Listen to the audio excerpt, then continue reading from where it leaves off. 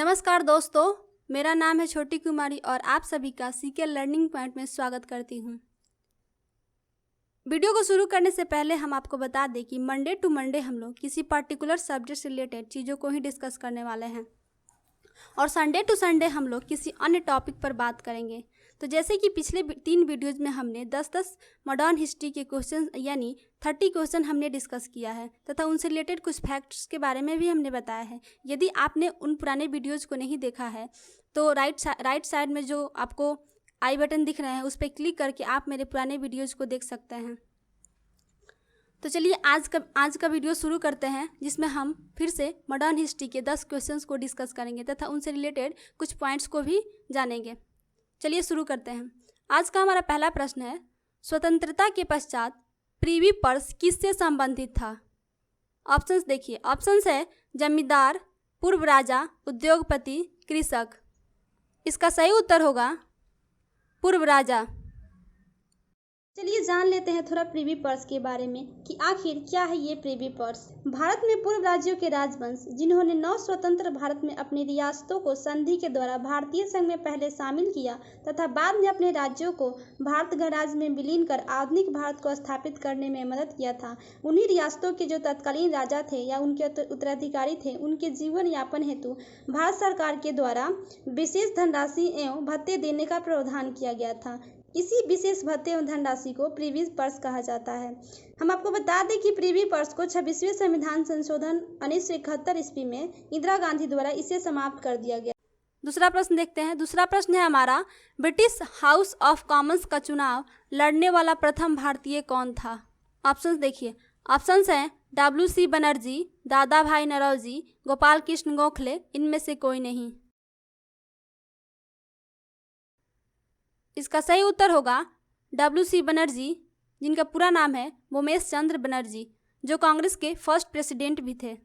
WC Banerjee प्रथम भारतीय थे जिन्होंने ब्रिटिश हाउस ऑफ कॉमन्स का चुनाव लड़ा था, लेकिन आपको बता दें कि इस चुनाव में उनकी हार हो गई थी तथा दादा भाई नौरोजी प्रथम भारतीय थे जो ब्रिटिश हाउस ऑफ कॉमन्स में चुनाव जीते थे। अगला प्रश्न है हमारा, वर्नाकुलर प्रेस एक्ट किसके द्वारा लागू किया गया था? ऑप्शंस हैं कर्जन, लिटन, स्टैनले, मिंटो। इसका सही उत्तर होगा लिटन। 1878 ईस्वी में लिटन ने वर्नाकुलर प्रेस एक्ट लागू किया था। इस एक्ट के तहत भारतीय समाचार पत्रों पर प्रतिबंध लगा दिया गया था। इस एक्ट को गिरोह अधिनियम भी कहा जाता है। चलिए दूसरा प्रश्न देखते हैं। दूसरा प्रश्न है हमारा, भारत के स्वतंत्रता संघर्ष के दौरान सबसे पहले सत्याग्रह किसने किया था? ऑप्शंस है सरदार वल्लभ भाई पटेल, महात्मा गांधी, विनोबा भावे, जवाहरलाल नेहरू। इस तरह के प्रश्न को हमने पिछले वीडियोज में भी डिस्कस किया है, तो आशा करते हैं कि आपको इसका उत्तर मालूम होगा। चलिए जान लेते हैं इसका सही उत्तर। सही उत्तर है इसका महात्मा गांधी। महात्मा गांधी ने सत्याग्रह की शुरुआत 1917 ईस्वी में बिहार के चंपारण जिले से तिनकठिया प्रणाली के विरुद्ध किया था। सत्याग्रह का शाब्दिक अर्थ होता है सत्य को मानकर किसी वस्तु के लिए आग्रह करना। सत्याग्रह और अहिंसा बापू का सबसे बड़ा हथियार था। अगला प्रश्न है हमारा, प्लासी का युद्ध का मैदान कहाँ स्थित है? ऑप्शन देखिए। ऑप्शन है बिहार, ओडिशा, पश्चिम बंगाल, आंध्र प्रदेश। इसका राइट आंसर होगा पश्चिम बंगाल। प्लासी का युद्ध स्थल पश्चिम बंगाल के मुर्शिदाबाद के नादिया जिले में भागीरथी नदी के किनारे प्लासी गांव में स्थित है। अगला प्रश्न हमारा, किसने कहा था कांग्रेस पतन के लिए लड़खड़ा रही है? मेरी सबसे बड़ी अभिलाषा जब तक मैं भारत में हूं कांग्रेस की शांतिपूर्ण समाप्ति में सहायता करना है।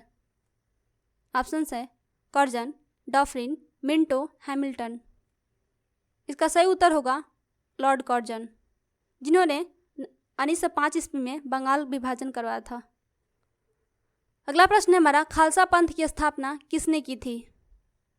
ऑप्शंस है गुरु अर्जुन देव, गुरु नानक देव, गुरु तेग बहादुर, गुरु गोविंद सिंह।